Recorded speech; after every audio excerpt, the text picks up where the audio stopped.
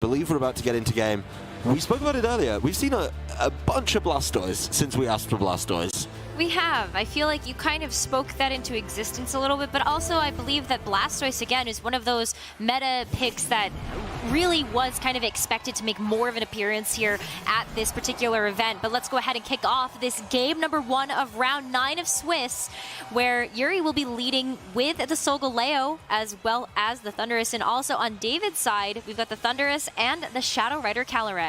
The Thundurus coming to the fore here, being very, very important. And maybe the Thundurus are being played a little bit differently, and that's what they serve a different purpose in the lead for. That's where it's certainly going to get interesting. But right off the bat, a Dynamax for David. Yeah. Big Dynamax coming through. It will be that Thundurus. The Thundurus can sit on the field and do so much work as well. If it's Defiant, it's just able to eat those attacks up, and maybe waiting to see something like that Incineroar come in. But the Incineroar's not on the field yet, so the Thundurus needs a little bit of help. That said, it's a matching Dynamax from the side of Yuri. I have to imagine he's going to be leaning on something a little bit different, though, when it comes down to, the Dynamax of the Solgaleo. Big Dynamaxes to kick off this very first turn. Solgaleo been a very big centerpiece for this particular composition, but a fast Will-O-Wisp coming out from David will burn this Solgaleo, and a Max Lightning from David's Thundurus gonna be taking that Thundurus on Yuri's side super, super low, if not just knocking it out. No, it's gonna hang on here for that brutal swing. So at least the burn does get mitigated a little bit by this weakness policy being activated. Yeah, but it's still a damage output lower than you would expect out of your Solgaleo. People are so used to this Solgaleo just being able to activate weakness policy and go absolutely crazy. Yes, the Calyrex does get knocked out, but, you know, it's a critical hit as well. The defense boosts are coming through. That may be the answer the Solgaleo needs. You know, use the weakness policy to mitigate the burn and the effect on your attack there, but then set up your defenses and just really sit on the field for a number of turns. That said, the Thundurus is definitely causing a bit of a problem over on David's side and is going to be able to start throwing down these big attacks whenever they're required.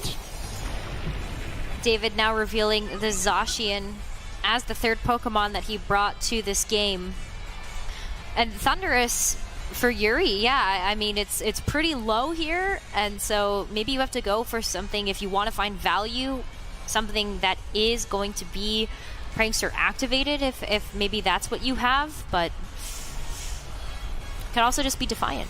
I think they're going to be different abilities here based on the team composition. So David looking more at that Defiant option, being able to, you know, take some of these and just turn those into huge boosts. You know, when you're playing something like Max Knuckle, Defiant is definitely a much more common build there as well. But, you know, Yuri needs to be setting up some of that support and helping out using that move that we just saw, the Scary Phase.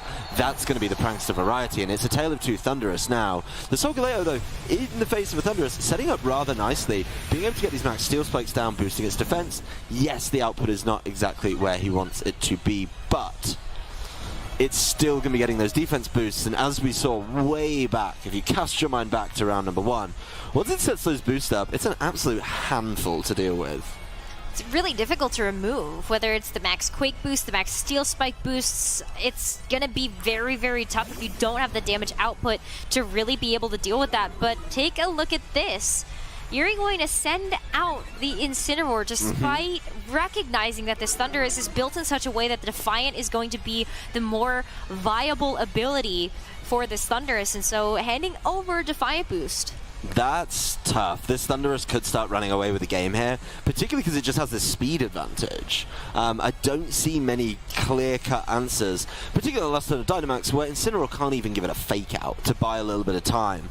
I think if this Thundurus lands a big attack in this following turn, then things could start to get a little bit dicey. But no fake out, and I'm going to try to stop that. The Incineroar taking a whole lot of damage there. Yeah, that's going to be a lot of damage into that Incineroar, and then Incineroar is just going to get knocked out here. But this might be a good enough trade if Yuri is able to knock out this Thunderous as well. That's Max Steel Spike, though, providing over a defense boost, which will be able to help against this Solgaleo, as the Solgaleo now goes for a Max Steel Spike of its own, but this time into the Zacian, bringing it to about health. Yeah, that defense boost, though, helping both the Pokemon out. Not just the Thunderous that threw out that Max Steel Spike, but that Zacian as well. I feel like David's just not concerned about this Solgaleo right now. Knows it's burned, says, you know what, you're about to run out of Dynamax. I'm going to be able to deal with the rest of your team another way. And, you know, this Groudon coming in, setting up the drought, still going to be a little bit slower. This Solgaleo may have to look at what we saw from earlier, some of our team builds earlier, little late game trick room. I think that's the way that Yuri has to play this one, and maybe that's why he was just leaving on the field during those turns where it wasn't getting the damage out. Yeah, I mean, now that Groudon is on the field, I do feel like it's going to be pressuring quite a bit of that physical attack, but the Max Steel Spike boost once again from that Thunderous I think are going to pose a bit of a problem. But we're going to see the Zacian now go for a Behemoth Blade into the Groudon, recognizing that is going to be the bigger threat because that Solgaleo is burned, but also Brick Break getting revealed as what is the base of that Max Knuckle.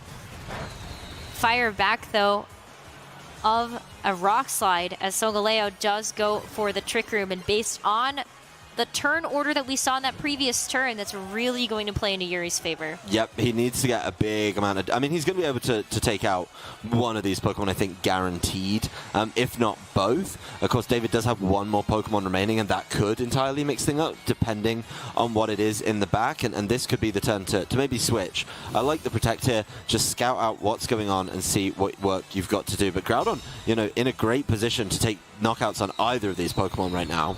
Yeah, the Rock Slide is going to connect onto the Thunderous, and now the Sunsteel Strike as well. Unfortunately, going into the Zacian Protect, but the Thunderous reaches here from the Rock Slide. David not able to move there, made the right play, kept the Zacian protected, didn't take any damage from the Rock Slide, and ate up that Sunsteel Strike. The Thunderous looking to fire back, I imagine, into the Groudon with something like that Brick Break, but not able to do so. A big flinch for Rock Slide there for Yuri, and he's got to be feeling pretty good about that one. He's now going into the same turn, you know, same turn order, just with no Protect on the Zacian, and of course, Thunderous really, really low on health, so probably feeling pretty good about this one. I do think that flinch has helped him out a whole lot, though, because the Groudon could have been taken down, and of course that Rock Slide threat would have been gone with it.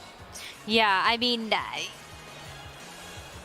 it had to hit sometime, so at least, you know, the Rock Slide, it did connect that time, maybe just a little bit of kind of evening up the scales here, but Groudon does connect to both with the Rock Slide, and Thunderous will get knocked out, which leaves that Zacian open for an attack coming through from the Solgaleo. This time with the Earthquake, though, knowing that, hey, Groudon just very well could be knocked out here, but the Zacian does not go down. The Zacian takes it. Don't forget about that earlier boost from the Max Steel Spike. This Solgaleo, though, is going to be taking that hit very nicely. You know, still a problematic Pokemon to deal with. But, of course, it's now one Pokemon remaining, the Incineroar coming in. Looked like Yuri was getting right back into the game, but I think this Incineroar might be able to put a bit of a stop to that one, especially if it just wants to buy turns with Fake Out. Those turns all come with a little bit of chip burn damage as well, and there it is, throwing in the towel for Yuri. Go to game 2, got to bounce back if you want to stay in this tournament.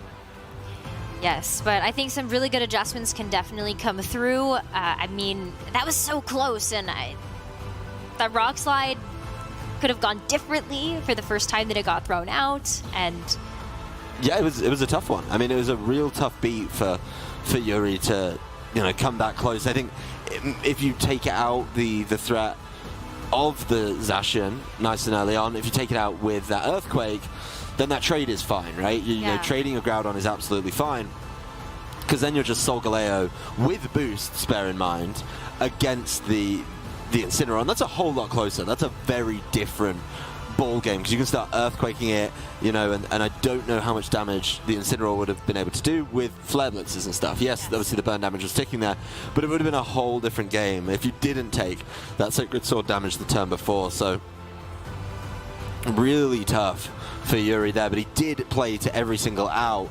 Really well played by David, though. I think he put himself in a great position early doors. I think throwing out that Thunderous, getting those Defiant boosts was absolutely huge for him and showed a very big difference. Getting that burn down early too, really big at slowing down that Solgaleo, and that's a move that some people have been sacrificing on their, you know, on their Shadow Rider Calyrex. When we were originally playing the game with Spectria, it was a kind of a staple at that point, but now it's been slipping by the wayside a little bit. We've been seeing some different builds. This shows why maybe you have to consider it as a team building choice in the continued kind of future. Well, Solgaleo is going to start to become more popular as well. That's kind of the only thing that you can really do to stop that damage unless you want to play a bit more of a defensive game. Like we did see those Max Steel Spike boosts come through as well. But that Will-O-Wisp, if it can hit, can be a pretty surefire way to deal with that. But let's head into game number 2 here, where David is leading the series 1-0. And it's going to be similar to the first game. Looking for the run back of game number 1 as these trainers line up with the same leads. But will they play it the same is the question. The Solgaleo now, of course, knows about the threat of that Will-O-Wisp hitting there. So maybe a switch into something that could take it a little bit nicer, say an Incineroar might be an option, or something that just doesn't care about the burn and only would get annoyed by the residual damage. So certainly options to change it up for Yuri. He doesn't want to throw the Groudon in and let it take it that either. Doesn't look like we're getting any switches though, and maybe Yuri thinks the first couple of turns weren't the problem, looking down the line a little bit to find a solution in there. Wow, David's going to go ahead and Dynamax Shadow.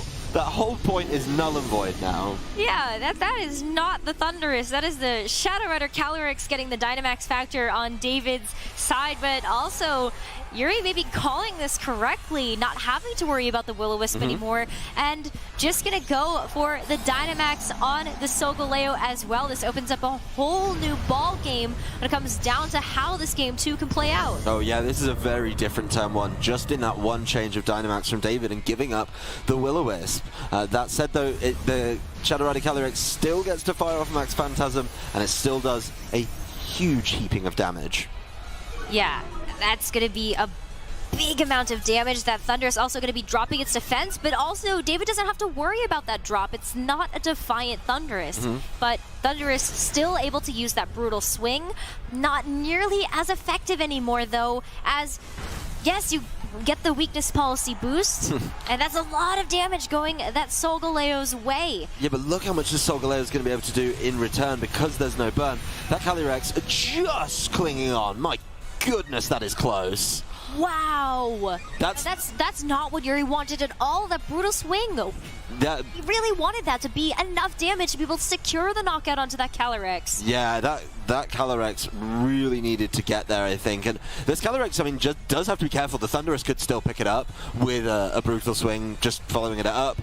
Would kind of force a max guard out of the Solgaleo of Yuri, and maybe the Thunderous are just going to be going for it this turn, right? Both the restricted choices here have Dynamax. They are the focal point of this team right now, and it's up to what difference can your Thunderous make. Now, Yuri's Thunderous is definitely a little bit more supportive, has access to Eerie Impulses, Scary Faces, all of these supporting moves that we've seen on these Pokemon. Okay, that's great, but David's is going to be doing a lot more damage. That's a Pokemon trained with 4 attacks. Thunderous gets to land that Scary Face though, and that advantage that he had early on with the speed is just absolutely gone. That said, is Wild Charge enough? No! The boost from Steel Spike keeping it safe. Yeah, now Solgaleo can fire back another Max Steel Spike. It will clean up the Thunderous on David's side, and that does give Yuri a Pokemon advantage for now, but it could get a little bit harder. That Max Steel Spike boost once again sitting exactly where you want on this Solgaleo. The targets into the Thunderous, does get the knockout there, so they've both exchanged their Thunderous. But most importantly, going into the following turn, Calyrex is slower than the Solgaleo. Yeah.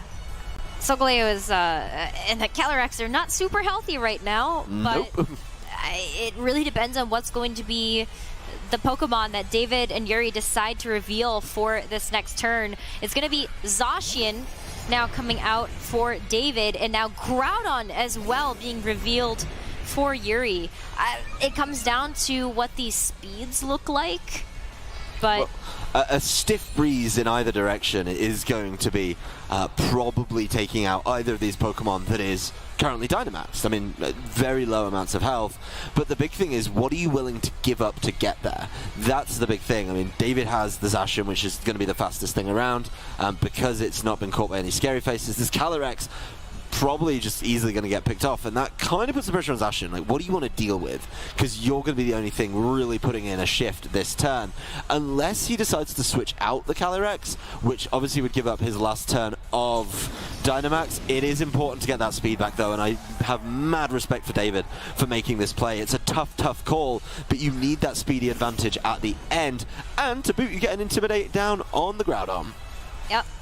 That's going to be pretty important, and it might also just eat one of these last Dynamax turns coming in from the Solgaleo, especially if you're just going to protect the Zacian here. This is a great way for David to keep control of this game, as Zacian, yeah, it's going to be taking a lot through the protect, but it's still going to put David in such a good position here, especially if you're not going to get knocked out, because you dropped the attack on this Groudon, and Incineroar just avoids the attack anyway. That's big. Incineroar's now in a great position. That switch in going completely unpunished for David Koutesh. Basically, this is exactly where he wants to be, right? He's now got his fake-out user in Incineroar on the board. The Zacian is the fastest thing, so it's just all about where does he want to tidy up and how does he want to play through this game. Very smart from Yuri to get rid of this Solgaleo, saving what was the Dynamax focal point of your team for a little bit later, and most importantly, landing Intimidates with the Incineroar. That does mean, I think, if David goes after this Groudon, it's going to be a little bit harder to try and knock it out. Incineroar does throw the fake-out into the Groudon, so maybe calling that switch, as Zacian throws out the Sacred Sword. That's a lot of damage down on Incineroar. Yeah, I mean, that was just the right call to make. You know, this is the safest play for David. It looks like a really good read, but also it just played out that way, you know? Maybe expecting that Incineroar could be in the back, but also just Sacred Sword being a really nice way to just clean up that Solgaleo if that did stay on the field. Yep, it's making sure that you get some damage down into that slot. Now the roles are reversed a little bit, though. Yuri is the one with access to his fake-out Incineroar. He's going to be able to kind of drive a little bit here and use that next to one of his restricted Pokemon to try and push into an advantage here. So really needs to capitalize on this turn, I think. That the threat of the Shadow Rider Calyrex in the back is a big problem in my book, just because it could maybe tidy up very quickly. This Solgaleo coming back in, don't forget, that Solgaleo sacrificed a whole lot of boosts to do that. That had max Steel Spike boost that it decided to give up. That said, the Calyrex just coming back into play, so both trainers saved it last turn, but won it right back in. Try to preserve as much as you can here. I think this is a really nice safe play coming in from David as well. I think at this point you might be comfortable giving up the Shadow Rider Calyrex, knowing what's in the back. Yeah, yep, the Calyrex get knocked out. And the Zacian didn't really have an opportunity to do anything. This does mean that, you know, David is down to his final 2 Pokemon, and Yuri still has 3 remaining. One of them is that very low Solgaleo, though. And the Solgaleo is in a tough position, right? You know that the Solgaleo likely doesn't have Trick Room, doesn't have Protect because it has Trick Room. So if you think Yuri's looking to play that endgame where, okay, he's going to be dealing with that, you just deal with the Solgaleo and hope your Zacian can deal comfortably with this, with this Groudon. Honestly, though, I think the Groudon on Yuri's side of the field could just win it for him. I don't see a good answer to it on David's side. 2 Pokemon that are pretty weak to Precipice Blades, and also the fact that Yuri still has access to get rid of those Intimidate drops by being able to cycle back in his own Incineroar. And David is stuck at this point with a Zacian that has taken a few Intimidate drops at them. Yeah, that's stuck on the board now with lower health. The Solgaleo just getting dealt with here quite nicely with the Sacred Sword. But this Groudon gets to come back in for free. I think this one's going very much one-directional now in the favor of Yuri. We'll obviously make sure it plays out as we expect. The Incineroar takes a little bit of damage. That said, I mean, the Zacian is capable of dealing huge damage, but it all has to be at the Groudon. if you mess up once, if this Groudon protects and you don't call it, you know, not likely that it has all of those abilities. If you know the item on it and you know the team, you got to hit this so hard though in this turn. You know, the Groudon's going to probably be taking Behemoth Blade. And then a follow-up from Incineroar. Zacian playing it safe. I quite like this, actually. Yeah, it just buys time for the fake-out, you know? But the fake-out goes into the opposing Incineroar. Groudon does go for the Precipice Blades, but... Oh, there's the berry. See the Shuka Berry get activated on David's Incineroar to try to soak up some of this damage, and that it does. It does a good job of it, but that's kind of turn is null and void, right? As the Incineroar doesn't get to move. So yes, you get to stay around for this following turn, but you took a lot of damage for your troubles. Now it's all about dealing with the Groudon if you're David. If he gets the knockout, I think he wins the game. If he doesn't, he's in a lot of trouble. There's the Sacred Sword going into the Incineroar, leaving this Groudon alone to try and fire back. No, you're hoping for a Precipice Blades miss at this point. That's got to be it. And Zacian He gets it! Oh my goodness, the absolute curse of the commentator from that. Just not getting there, but there's still a lot of work for the Zacian to do into this Groudon. Yes. I still think that's fair to say. The Zacian still has drops. You're still hoping for another Precipice Blades miss at this point, but this is still buying you some valuable time. It's possible. It's not over till it's over. It's not. The Zacian, though, don't forget, is sat there with a lowered attack stat. The Behemoth Blade going into this. You've got to hope for a critical hit here, I think, if you're David to seal this one up. No. Oh, that's such little damage. Yeah, you can't leave, of course. Oh. Yeah. And the Bulldoze reveal as well. You can't leave your Zacian in just taking those special attack drops because, you know, it doesn't get the damage done when it's most needed. Smart by Yuri to pivot over to the Bulldoze, of course. Zacian is still faster as well. Even with that speed drop, I think that's pretty valuable information. It needs a crit. And that's not the crit that you're going to need to clean up this game. So Bulldoze will be able to hit the Zacian. And Yuri now tying up this series 1-1. Really nicely done by Yuri. I think both trainers getting off to an awkward start, but Yuri saving the right things till last. I don't know about David switching in that Calyrex, actually, and just giving it up. It was such an important part of the team. What was he sort of expecting from the Groudon in that turn, where the Groudon went for the Precipice Blades and just caught it? Groudon is renowned for spread moves. It's known for Precipice Blades, Rock Slides, Bulldozers. Maybe, you know, maybe he was thinking the Fire Punch would go one direction, but no, that's a very risky switch in for the Calyrex Shadow Rider, and it just gets punished for it. So we're going to Game 3. We're going to a best of 1 to decide who advances to tomorrow. I think in that specific turn, David is really hoping that the sacrifice of the Calyrex is enough to be able to catch something important when the Incineroar comes back in with those Intimidate drops, but nothing got knocked out, so nothing stuck. Because he protected in the other slot. So, you know, the Zacian protecting, fine. But not when you're just switching it in. You know, you're not going to get the ball position that you need from that, and I don't know if that's the most optimal play. Maybe thinking that there was going to be, you know, a single target attack into the Zacian. Yeah. Maybe that's what he was looking for. But he didn't get it, and that caused a lot of problems. So it's coming right now. They're in Team Select once again. Game 3 on what is now a best-of-1 single elimination match. This is what you wanted. This is what I wanted. I asked for it. You asked for it, and you shall receive a 3-game set now where both of our players are at 6-2, looking for the final win of the day to secure themselves to go forward to the top 32 tomorrow. My question, I guess, is what options, they've both run the same thing in both games, right? What options they have to completely wildcard on their opponent? It's the Rillaboom and the Blastoise for David, and the Suicune and the Venusaur for Yuri. So it's actually a water type and a grass type for both of them. A little bit different in how they play, but certainly options that could mix it up. I wonder if we'll see the same leads, as both trainers have got to win with that lead, so it kind of lends themselves to play to their advantage. It's Solgaleo Thundurus on one side, and Blastoise Calyrex. Okay. All right, so I like this change from David for one reason. It gives me more chance of seeing a G-Max Cannonade. Of course, that becomes a little bit more troublesome when you're facing down Pokemon that can really hurt you for it, but I think it could be in a good position to set this up. That does mean your Blastoise is taking the Dynamax, your Calyrex is staying in its regular form, and you could maybe, I don't know, Will-O-Wisp something and see if you could get that damage mitigated again, because the Will-O-Wisp was really important in game number 1. So it's time for Dynamax. We'll see where the Dynamax is going. I think, though, David is going to be Dynamaxing the Calyrex again, just based off the Pokeball that it was in.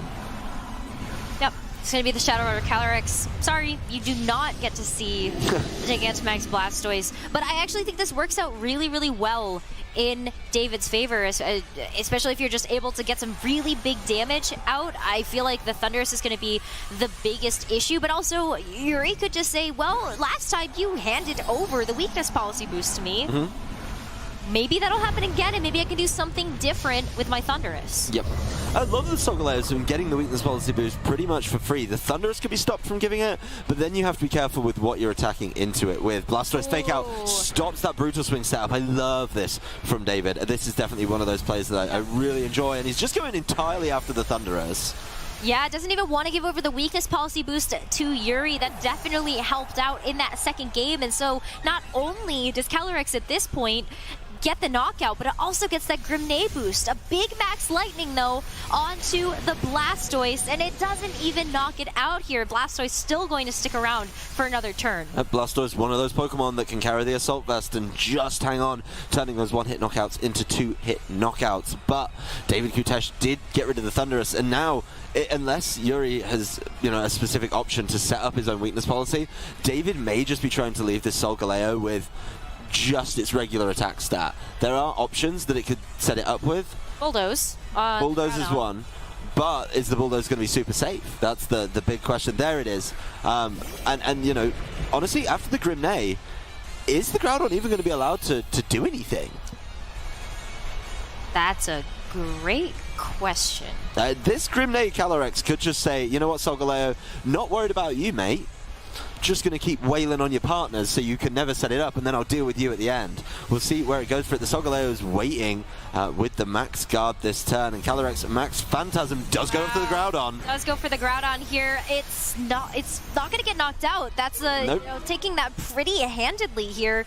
But the Groudon does get a chance to go for the Bulldoze, but it's just going to be able to do some chip to the Blastoise. And it knocks out the Blastoise. It does knock out the Blastoise. It maybe makes the Calyrex more manageable. Yeah, it also drops the speed. Yep, that's big, because the Calyrex is just going first every time right now, and at some point we'll just be able to outspeed your Solgaleo and go absolutely crazy. Ooh, the Rillaboom. The adaptation has come through. This has been a double adaptation, actually, from David. Both the Pokemon he left in games 1 and 2 coming to the fore here, and this Groudon isn't going to be able to bulldoze the Solgaleo, I do not think. So this is going to get real interesting real quick. That does mean that, the Thundurus, one of Thundurus Zacian or two of Thundurus Zacian and Incineroar has been left at home. It also gets really interesting when you take a look at the end game. Solgaleo did reveal Earthquake. Yep. In these previous games, and Grassy Terrain does lower the amount of damage that you will take from an Earthquake. But Incineroar getting switched in here. Rillaboom going for a Protect.